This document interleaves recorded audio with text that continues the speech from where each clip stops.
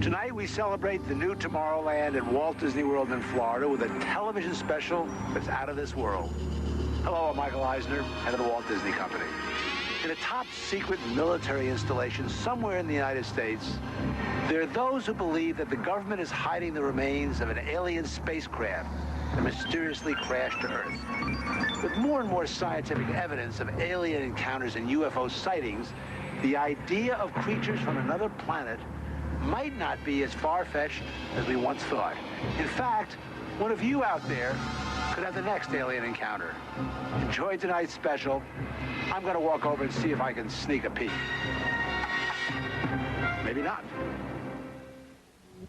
Alien Encounters from New Tomorrowland is brought to you by Bounty. Outstanding absorbency and durability make Bounty the quilted quicker picker-upper. Scientific verification of extraterrestrial life forms routinely arriving on Earth. Top secret reports from ongoing military investigations. Compelling home videos of alien craft captured within the last few months. World figures who have gone public with their own extraterrestrial experiences. The shocking history of government misinformation programs designed to prevent widespread panic. And personal accounts of those who have been abducted and studied against their will. It's happened to me, it's happened to my sister, and I believe my mother. My son looks me straight in the eyes, and he says, "They took blood out of you, Mama." They don't ask permission, they take you. But it's such an incredible secret, nobody wants to believe it. There is valuable scientific data that would prove once and for all that planet Earth is being visited by highly evolved intelligence that is not from this world. Wait a minute. I've had enough. Stop it. From beyond the boundaries of our perceptions, intelligent beings are beckoning mankind to join the galactic community. It's an invitation which is both wondrous and terrifying. This is the nature of alien encounters. Mankind has the unique ability to ignore the obvious, especially when the facts reveal a disturbing truth. We once believed the sun revolved around the earth. When Galileo demonstrated the reverse is true in 1634, he was charged with heresy and placed under house arrest for the last 8 years of his life. The charges were later dropped, 342 years later. Now, as we approach a new millennium, mankind is in the midst of the most profound event in history, actual contact with intelligent life from other planets. For nearly 50 years, officials have been documenting routine alien encounters here on Earth. And thousands of people have seen or experienced this alien presence. Yet many others still refuse to acknowledge the obvious evidence all around them. What is it like to be confronted by a creature whose intelligence and skill is far beyond the comprehension of mankind? Would it be enlightening? Would it be an exercise in terror? Or perhaps both? Here in the new Tomorrowland at the Walt Disney World Resort near Orlando, Florida, these concepts are brought to life as guests experience their own alien encounter, a sensory thriller from Disney and George Lucas. We'll give you a sneak preview later in the show. But first, we must prepare you for the future with some shocking insights from the recent past. Alien ships seem to arrive in waves. And if the last few years are any indication, planet Earth is experiencing a tsunami of sightings.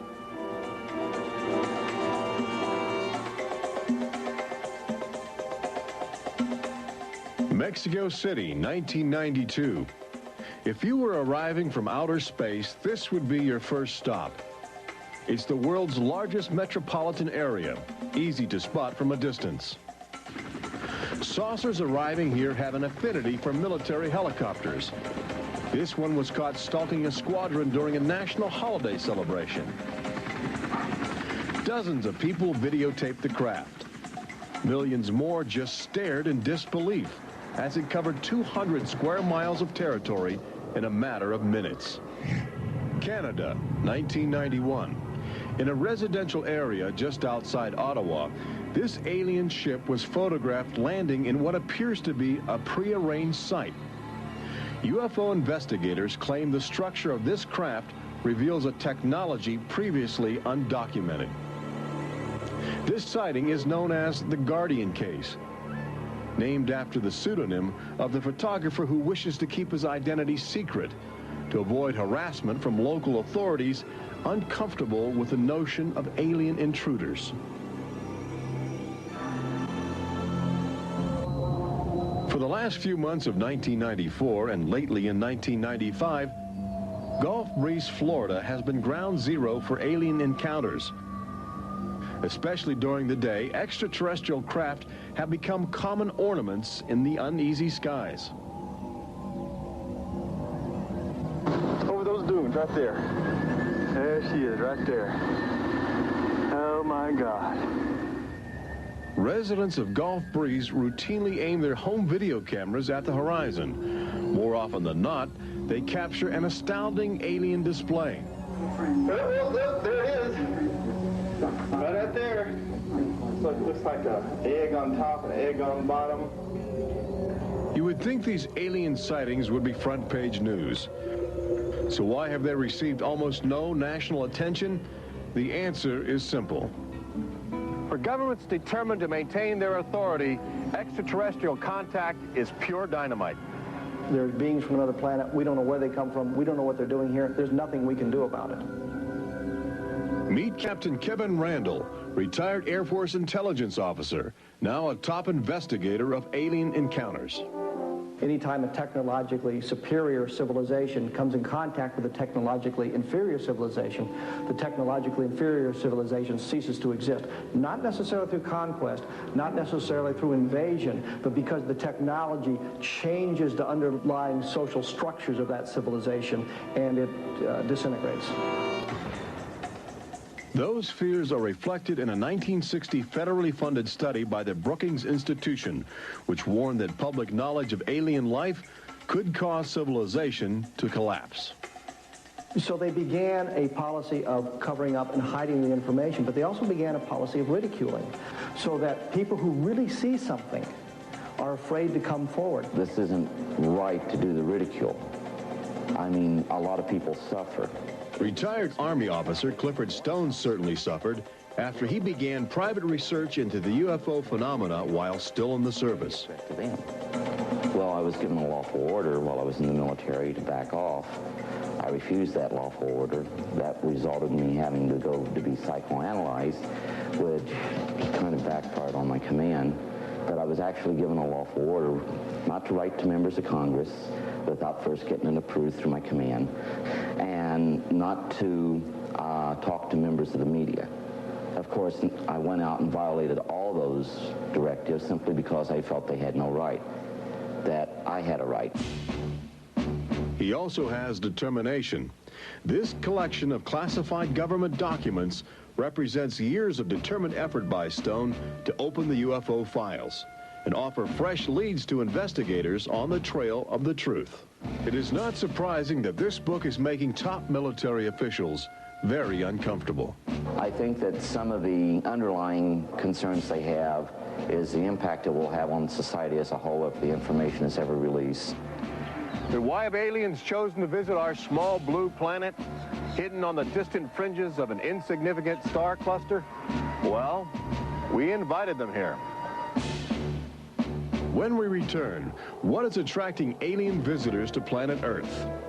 Extraterrestrials take aim on America's military. A crashed saucer becomes a top-secret bombshell. The nation's capital becomes a cosmic crossroads. And later, how Disney Imagineers have designed a way to prepare humans for their inevitable alien encounter.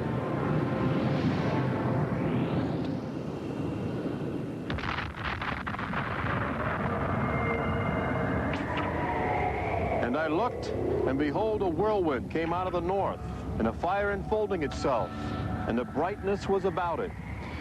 Also out of the midst thereof came the likeness of 4 living creatures. And when the living creatures went, the wheels went by them. And when the living creatures were lifted up from the earth, the wheels were lifted up. For the spirit of the living creature was in the wheels. Ezekiel chapter 1. There have been reports of alien encounters throughout recorded history, often buried in the obscure poetry of mystics. But since the end of World War II, alien encounters have adopted a darker, more menacing demeanor. No longer just spirited lights dancing in the sky, UFOs turn more brazen, announcing themselves with surprising ferocity.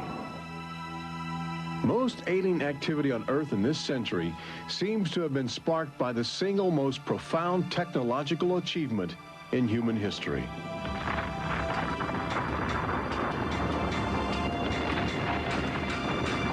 The atomic bomb did more than blow away every conventional notion of combat. It also saddled mankind with the awesome responsibility of life and death for the entire planet. But what the world didn't know in 1945 was that the atomic bomb's brilliant burst of energy would also be mankind's cosmic calling card, announcing to the universe that a technological society had evolved on a small blue planet in the backwaters of the stars. So as the world celebrated the war's end in 1945, aliens who heard man's atomic trumpet were already charting their course towards Earth, responding to our open invitation. As early as 1947, the large alien ships began to arrive, navigated by living creatures. Their advanced physics allowed them to traverse the galaxy and pierce Earth's atmosphere with amazing speed. The U.S. military immediately went on the alert against the unknown menace. Sightings were perceived as threats to the security of an America still reeling from the edgy consciousness of war. And the sightings were taking place all across the country. I glanced up and there were 3 flying saucers in a V with what appeared to be a dome on the top with, I can't be sure, but I believe I saw the sun glinting off of, well, windows or observation portholes of sort. I think it was from outer space, but friendly. Army fighter planes are on patrol for flying saucers. Cameras installed to photograph them. Portland, Oregon, the area from which came the first weird reports. This flying saucer patrol shows how the Air Forces, while not putting too much stock in the mysterious things in the sky, are investigating. The control tower is in touch and on the watch. So are a whole lot of people these days. They're seeing flying saucers everywhere. Flocks of fantastic discs flying through the air. But the military finally had to admit that something was happening that they didn't understand, offering their first and only public statement on the UFO phenomenon. The recent sightings are in no way connected with any secret development by any agency of the United States. They weren't always called flying saucers. Some reports claim they resembled other household objects. The public was fascinated and anxious to make contact. But our official response remained aggressive, sometimes sparking deadly games of high-speed, high-altitude cat and mouse. National Guard Captain Thomas Mantell played that game and quickly became a grisly statistic. His last words, as Mantell soared at an altitude of 20,000 feet, are a chilling commentary on the power of the alien ships. I'm closing in to take a look. It looks metallic and of tremendous size. It's going up now as fast as I am. That's 360 miles per hour. I'm going after it. Moments later, Captain Mantell's mission had ended. Occasionally, the tables were turned. More than one alien craft crashed and was recovered for secret U.S. military research. The most famous case took place in July of 1947, just outside the community of Roswell, New Mexico. Famous because local officials openly admitted they had retrieved an alien ship before their commanders instructed them to keep the story confidential. What you can't explain, they reasoned, you must deny. July of 1947, the Army Air Forces at Roswell announced we had captured a flying saucer. You can say our government announced in July of 1947 they had a flying saucer. 3 hours later, they announced, no, it's merely a weather balloon. The officers at Roswell made a mistake. But our government has come forward and said, yes, we had a flying saucer. Then they took it back. Any one of your viewers can go back to the newspapers on July 8th, July 9th of 1947, and just front page headline after headline that the government had captured a flying saucer. Don Schmidt from the Center for UFO Studies in Chicago is convinced that the Roswell case is the linchpin in America's ongoing alien cover-up. We have over 550 witnesses. They were there. They handled the debris. They saw the craft. They saw the bodies. They handled the crew members of that craft. And invariably, they all say, this was not from this earth. This is the actual site where the Roswell saucer was discovered, along with the bodies of 3 extraterrestrial missionaries who didn't survive the collision. The debris and the dead were impounded and taken away for top-secret study, while a classified investigative committee called the Majestic 12 was organized by President Truman. And a government cover-up was initiated with a calculated disinformation campaign. The military, I know for a fact, has established what's called disinformation programs, officially sanctioned deception programs. This is covered by a regulation at Department of Defense level that's secret. This is the case with the unidentified flying objects. I cannot say that the Roswell incident was a cover-up, but I can certainly say that the government back then and today acted like it was a cover-up and has been subject to being accused of a cover-up. The flying saucer debris at Roswell was attributed to a downed weather balloon. There was no explanation for the alien body parts among the wreckage. Before long, other sightings were dismissed as optical illusions caused by electrified swamp gas, with elaborate demonstrations staged for newsreel cameras to back up the claim.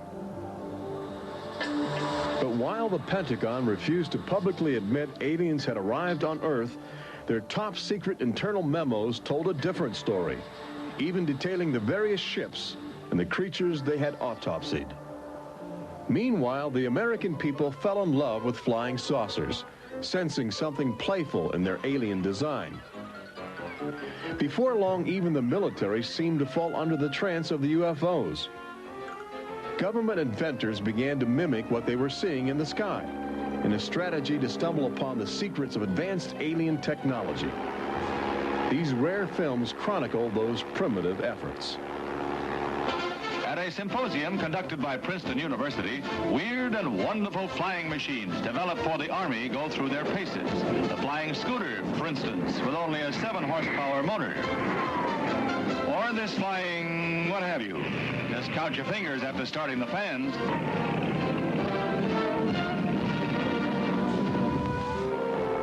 The naive attempts to copy the saucers began to look foolish, especially in July of 1952, when real alien ships were routinely buzzing over Washington, D.C., leading fighter pilots on frustrated chases lasting as long as 6 hours. It was the first time since the War of 1812 that our nation's capital had been successfully invaded by a foreign power. By the early 1960s, UFOs were having a chilling effect on our defense operations. Their tremendous speed often caused them to be misidentified as incoming intercontinental ballistic missiles, putting American air bases on red alert. There needed to be some way for the U.S. and the Soviets to distinguish between nuclear attack and alien visitors. A weapon is installed in the Pentagon, but it's a weapon of peace. This is the teletype that will operate at the U.S. end of an open line to Moscow. This link, it is hoped, will help avoid misunderstandings that could possibly trigger a catastrophe. Now, a president could be in touch with the Russian premier in a matter of seconds. The hotline between Moscow and Washington was set up so they could go ahead and make last-minute pleas that we're not attacking you and you're not attacking us. The purpose for this was to ensure that a nuclear war would not be touched off by a UFO appearing on the scopes and being mistaken for enemy aircraft. The hotline eased some international tensions, but it didn't halt the interaction between the military and aliens, which continues to this day. November of 1975, essentially every SAC base in the United States was visited by UFOs. We have reason to believe that the UFOs went ahead and had some effect on changing the codes within the missiles, within the launch control facility, to change where the missiles would hit. 1976, September, Iran. 2 F-4s tried to intercept a UFO and shoot upon a UFO. The weapon systems of the planes go dead. The communication systems go dead. These are just 2 examples of cases which sound like they came out of science fiction, but in reality, they're from government documentation. Documents released by the State Department. 3 main engines up and burning. September 1991. Space Shuttle Mission 48. Commander Clayton and his crew point their cameras at the planet's horizon for a live broadcast to Earth. Many viewers noticed an alien ship playfully cavorting around the shuttle at tremendous speeds. NASA still refuses to acknowledge the incident.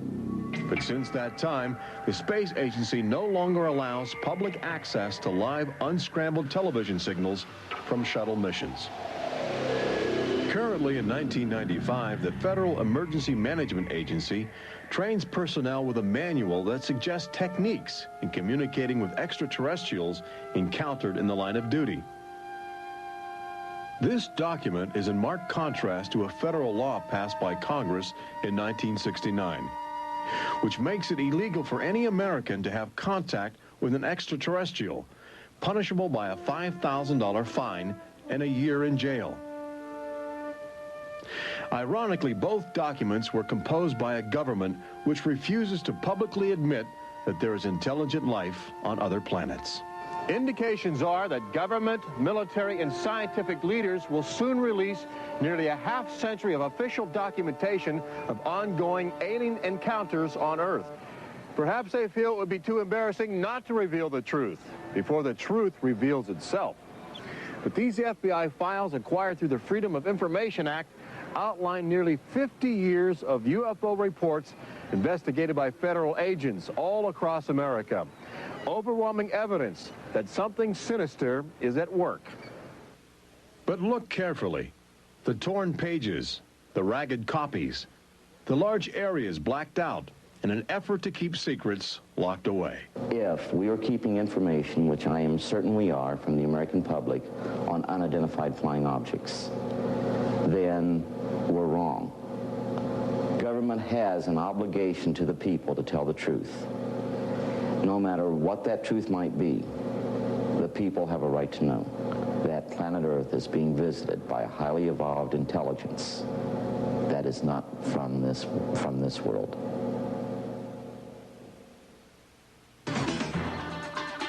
When we return, meet the people who have already experienced disturbing contact with creatures from another world. They don't ask permission, they take you. See how government is monitoring mutant life forms which have already staked their claim on planet Earth.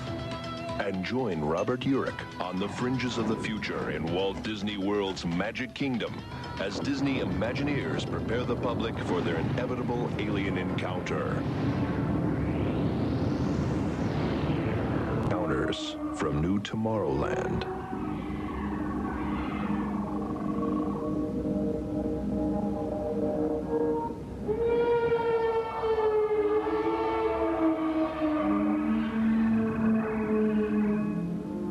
The fact is, everyone encounters alien life forms each day. We've just become accustomed to ignoring the evidence. We expect the first visitors from outer space to arrive in flying saucers.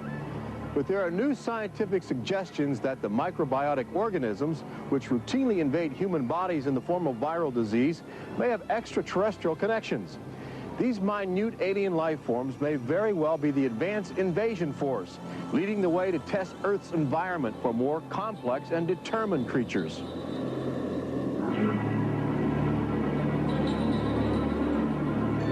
The idea is not new. Arrhenius, a Swedish chemist who died in 1927, first proposed the theory of transfermia, the notion that life is universally dispersed, possibly carried by cosmic winds across the vast expanse of the galaxy in the form of viral spores. Uncovering this mutating alien life is an ongoing government project carried out by scientific teams at NASA.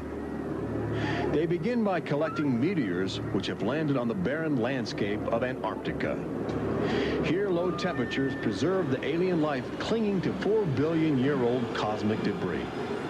In a specially sealed clean room at the Johnson Space Center, these crude interstellar spaceships are carefully dissected to extract the biotic matter inside.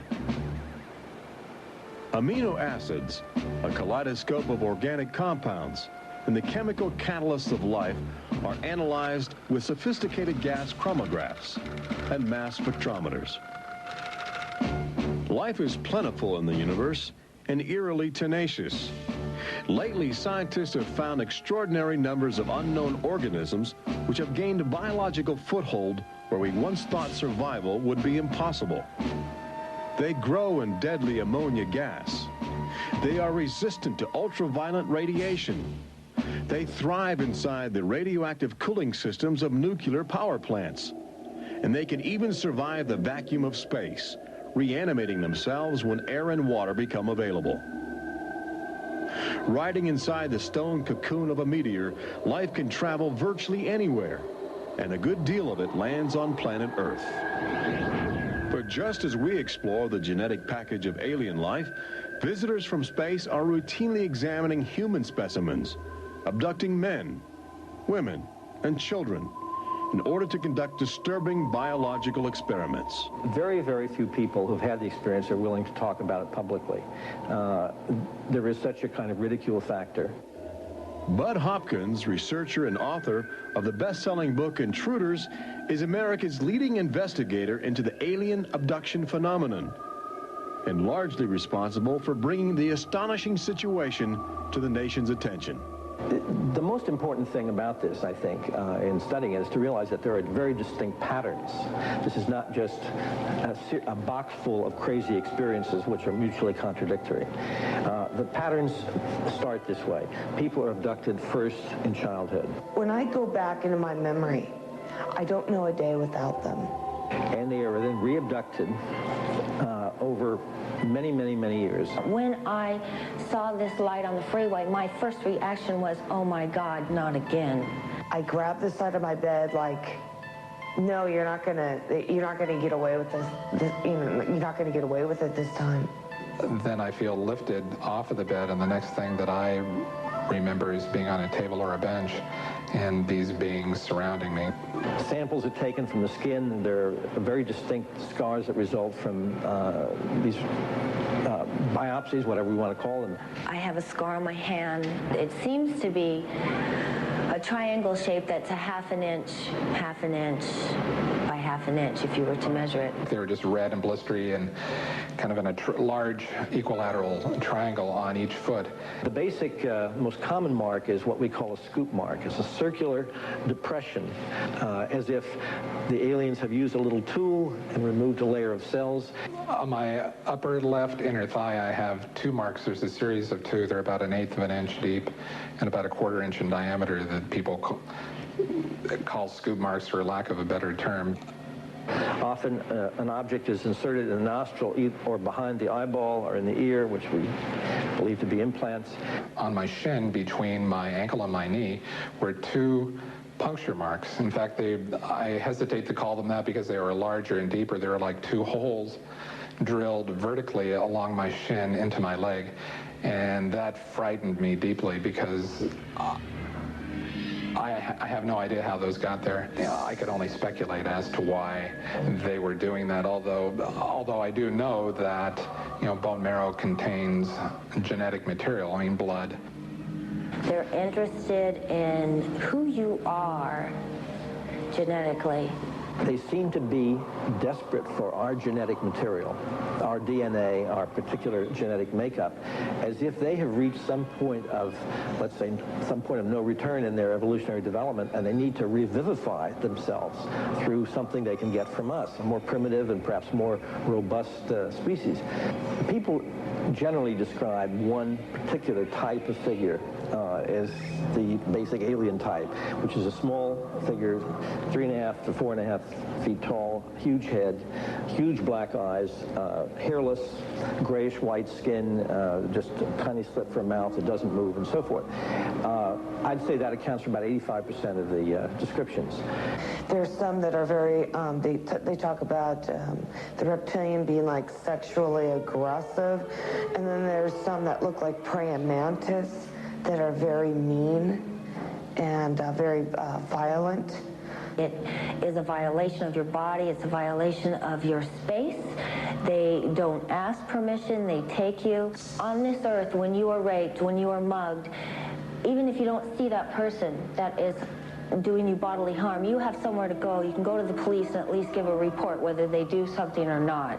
You have somewhere to go. But in this case, you have no one to talk to. You have no one to say, this has happened to me. I've been so violated. You don't even know. And you're not ready for this. My love life went to hell. My schooling went to hell. Everything went to hell. And it's terrifying, it's not fun, it ruins your life because you have nowhere to go. Twinkle, twinkle, little star, how I wonder what you are. Up above the world so high like a diamond in the sky. Makes me want to cry.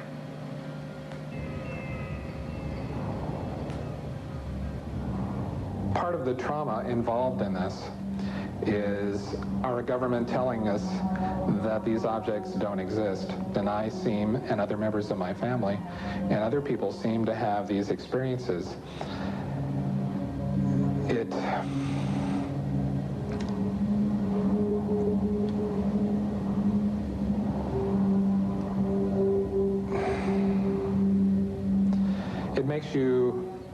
makes you doubt your sanity. The range of people who have had abductions around the world, because it is a global phenomenon, is just, it's a total range. I've worked with people who are of Oriental backgrounds, African-American background, Hispanics. I've worked with one NASA scientist, a research scientist, who is an abductee, a police lieutenant from the South, doctors, lawyers. I mean, I've had, incidentally, 7 psychiatrists come to me because of their own personal abduction experiences. The phenomenon affects people from all walks of life. And it has a dramatic effect on families. Debbie and Terry know firsthand. Both are ongoing abductees with deep concerns about the chilling connections between aliens and their children. I thought this was mental illness. Then my son started speaking about little airmen coming into his room and taking us up, and there was even one point where he said, "They took blood out of you, Mama." He wanted guarding all the time. He wouldn't go to bed at night unless I slept with him. He was angry. And the other thing is he started setting traps. One night my husband came home from work and there's these little colored stones all over the garage. And Dale, my husband, said, "What is this for?" And he says, "Well, this is when the airmen come, they slip and fall on their butts." The interesting thing about children is a sort of innocence about their perceptions. I will present these cards of different heads, and there's Santa Claus, Batman, policeman, a clown, Ninja Turtle, an alien. what we do is to see how the child responds when we get to the alien face. And it can be extremely moving, because I've seen children just collapse when they see the drawing of the alien, crying, hugging their fathers or their mothers in terror. Well, she was 4 years old, and she was past bedwetting and all of that behavior. She was beyond that, and she'd never wet her bed. And when we moved to Banning, she started having nightmares every night and wetting her bed. And a couple of weeks ago, she had a bunch of scratches on her face, and she didn't have them when she went to bed. I said, what happened? And it was funny.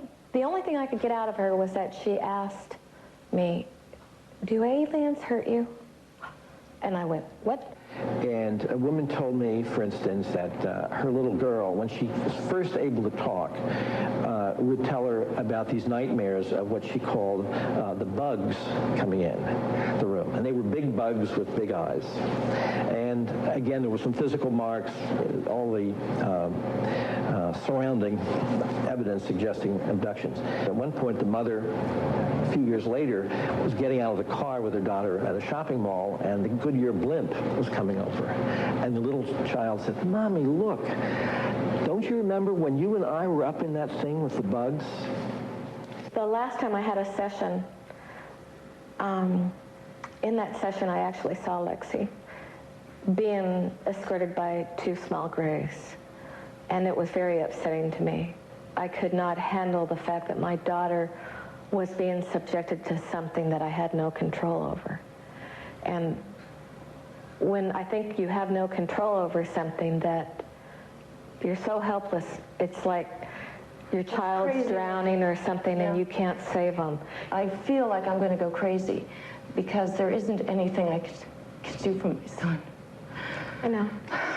One of the most interesting things, too, from a child's point of view, has to do with the fact that communication is telepathic.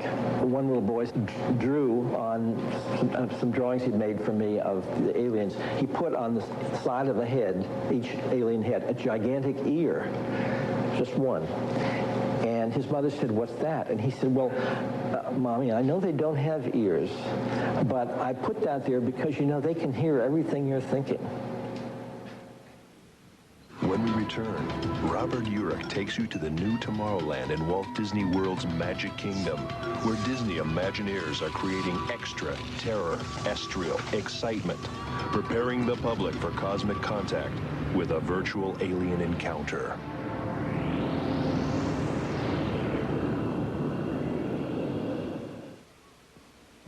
An official UFO sighting report, one of thousands compiled over the last few decades.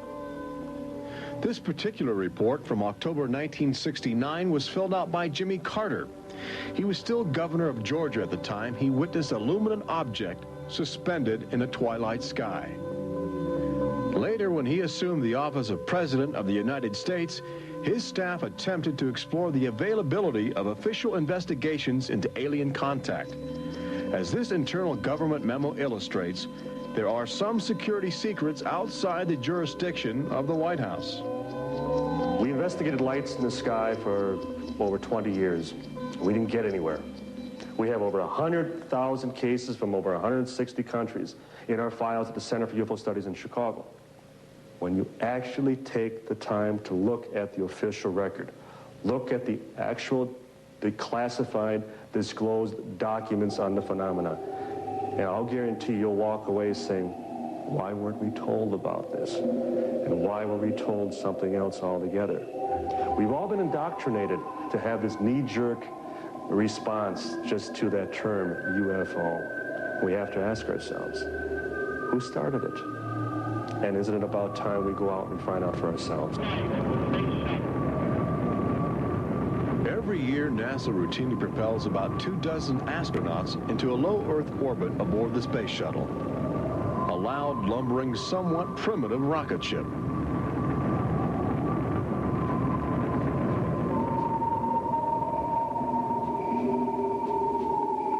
But most Americans will likely explore outer space aboard crafts of alien origin.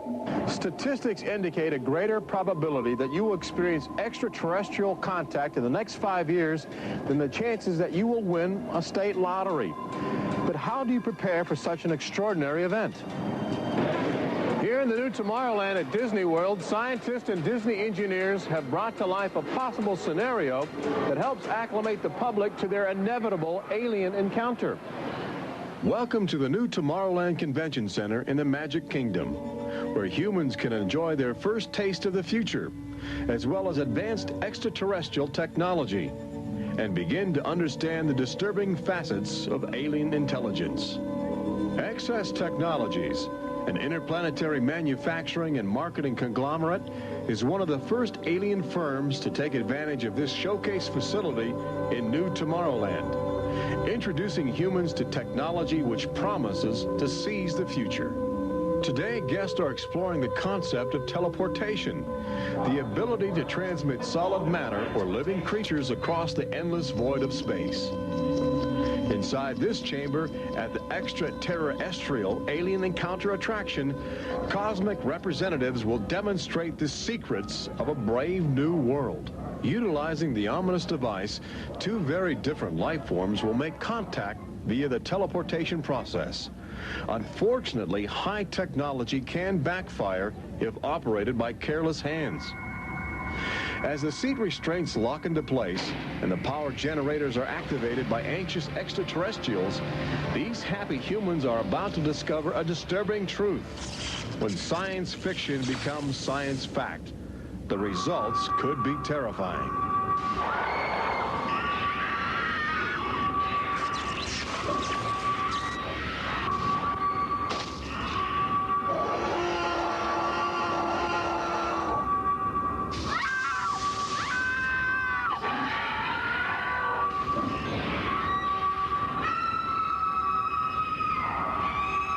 Alien Encounter opens at Walt Disney World summer 1995.